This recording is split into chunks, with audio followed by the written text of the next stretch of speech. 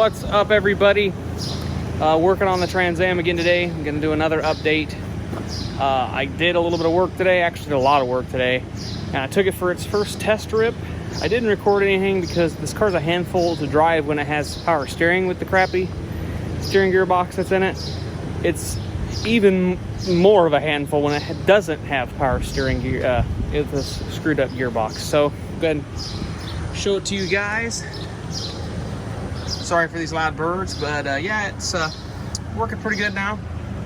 I got her all test taped, all the harness test taped. Got the computer about in the spot it's gonna be. That's what it looks like. Not too bad, not too bad. I got the coolant system, pretty much all the air out of it. I'm gonna end up replacing that upper, or the smaller of the two heater lines, heater hoses, with something different. I'm going to go with a little bit of a different setup. Apparently, I blew the plug out of the PCV hole, so I'll have to get another one of them. Just cover that up right now. I need to get my, it's got a little blow by.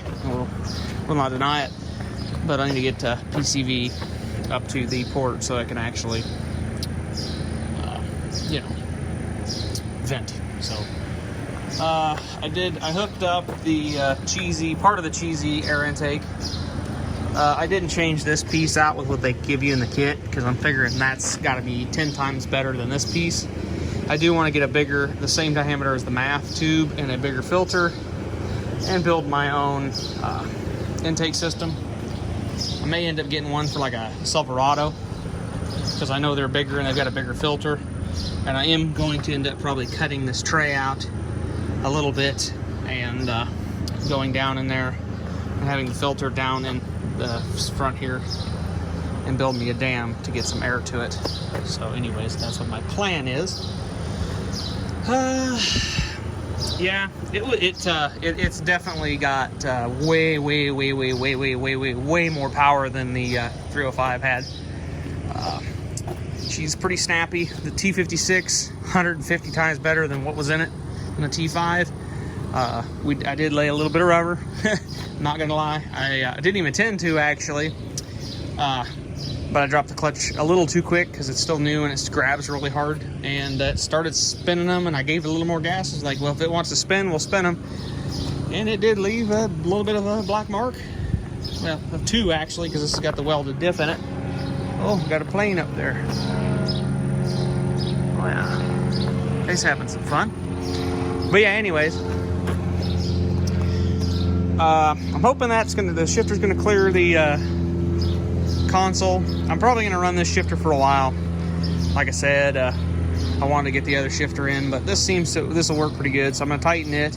I did blow power steering fluid everywhere out of my return, so yeah, we're definitely gonna have to clean that out when we put the new gearbox in, and then we'll have to run a return line to the reservoir. I'm gonna have to find a place to mount the reservoir. I almost need to get a receiver dryer and the hoses for this setup so I can know where everything's gonna run there. I do have a little bit of room to run the AC line in between this. This is gonna probably have to set out a little bit more to clear it, that cover, or the housing, the mounting bracket, but not much. So I got a little bit of room to route AC lines to that. If I have to, I could tweak the condenser a little bit. I can make it work. I don't think that's a problem. We're gonna definitely get the right battery, a new battery here for too long, probably.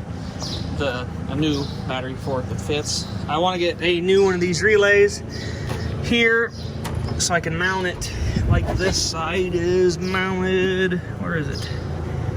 Oh, there's that one. And then, actually there isn't one on this side, but it's basically the same thing like that, and over there it's got another one. I'm not sure if that's a horn relay or what that is, but the tab's broke that holds it, so I'm gonna get me a new relay with a mounting tab and just mount it solid so it doesn't have to flop around. But yeah, I'm gonna get a different intake, or build me a different intake system. This is just temporary so it wasn't sucking dust while I drive it around the gravel parking lot. I did also oil up the filter with some Cayenne oil just to help it, because that's a cheap filter. I did plug the tube for the air injection pump, so obviously we're not running that in this car, but I do know that it is going to be way too quick for the brakes that it has on it. Yeah, definitely way too quick for the brakes that are on it.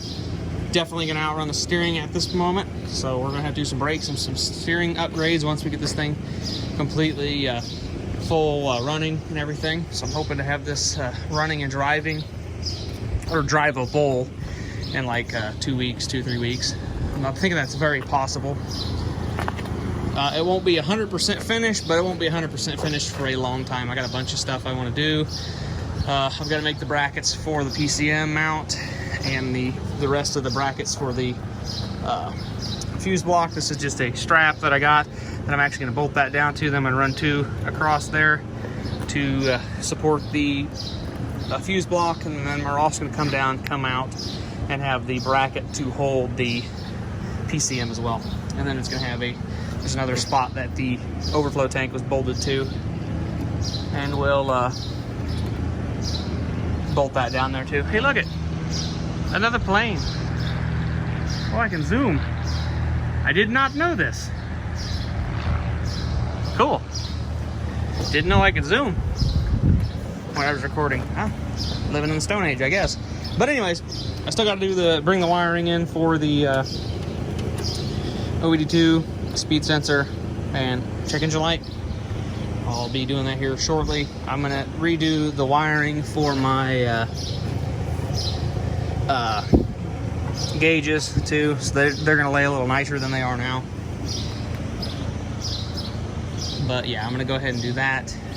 I need to get the vacuum for my heater controls, so my heater controls work, so I can change from your face to the floor to defrost and all that. I'm gonna have to do that. That's in the plan and stuff. Right now I'm not gonna get a new AC compressor. I'm just gonna rock this one because the bearing in it's good.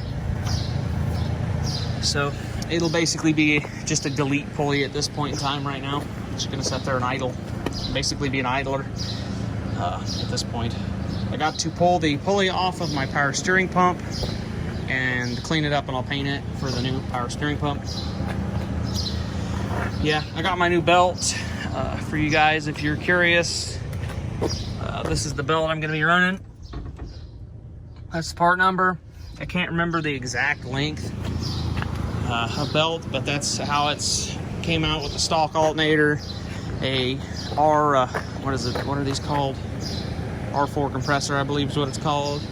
And then using the stock idler, or the stock tensioner, and the stock power steering pump. So, and then the stock crank pulley size, everything obviously. But yeah, it seems to run pretty good. It actually ran pretty good. Definitely does need some tuning, but yeah, it seems to handle just pretty well. So yeah, I'm pretty happy with how it's coming along.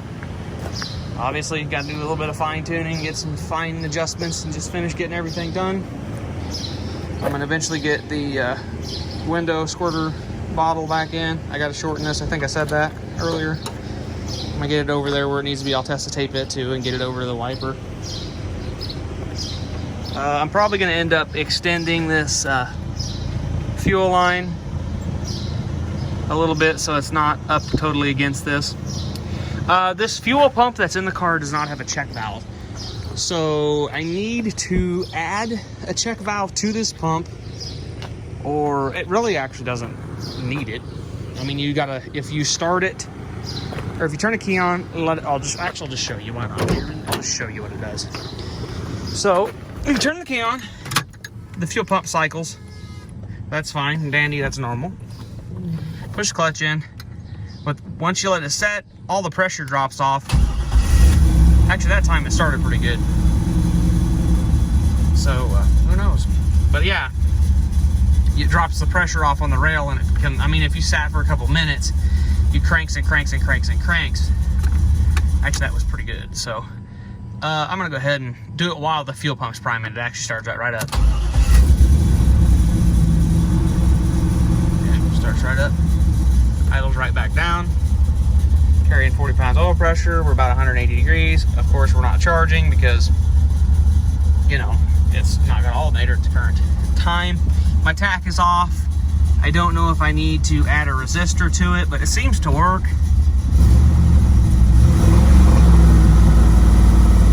Yeah, she holds the RPM pretty good, so it's definitely gonna have to have the timing table adjusted.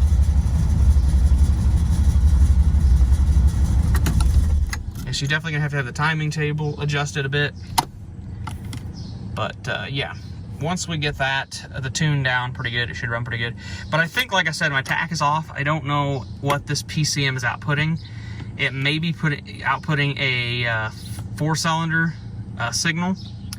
I'll have to check the tune. If it's putting out a 4-cylinder signal, all I have to do is change this to the 4-cylinder mode. I can do that without paying attention to the tune and see if it matches up with the OBD2 port once I get it wired up. But yeah, I just haven't done that. I'll just check the tune when I go home, because I'm not gonna work on it probably much more today. I'm tired. It's been a long day. It's been hot too, so. But yeah, that's what we got going so far, and I'm pretty happy with how it turned out. As of now, it's how it's turning out, I should say. It'll definitely be a fun car. The fan managed to keep it cool here idling in the shop. I let it idle for probably 45 minutes while I had the funnel in, my funnel up here, and just working all the air out of the system, even though I might have to drop some of the coolant to replace that upper radiator hose and when I put the steam bin in. But that won't be a problem. I'll probably do that later on. This is not a big hurry for me. I'm not in a big tune about doing the upper heater hose. Right now it works. I will have to extend this and add the resistor to it when I get the new alternator and the resistor. I'll just cut it and extend it with the resistor. So that's what I'll do. Yeah, which I'll actually probably get the resistor before I get the alternator. So I will probably lengthen that wire and put the resistor in it and have it in that alternator ready to go when I get the other alternator. Yeah, anyways, I think I'm gonna go ahead, shut this hood. Probably not gonna disconnect the battery. We'll see if it's dead the next time. I don't think I have power to the PCM, so it's gonna hold memory. So the radio's not plugged in, so the only thing that should be having a draw on the system is the PCM. So we'll see. If the battery's dead, I'll definitely know I have a draw somewhere. Oh yeah, I also hooked up my brakes. I don't have a filter, an inline filter. I'll probably add one of them later. I just went and got a 3/8 MPT brass barb and swapped out the 1/2-inch one for that. And yeah, the brakes seem to work a lot better. Well, obviously because I got vacuum brakes. Well, the brakes suck on the car, but that doesn't have to do with the master cylinder and the booster. That has to do with the half-collapsed rubber lines that it has, and crappy rotors and crappy calipers and the half-stuck rear ones. So anyway, but yeah, she seems to be doing pretty good. I'm happy. So definitely going to push on, and we'll catch you guys in the next video. So have a good one.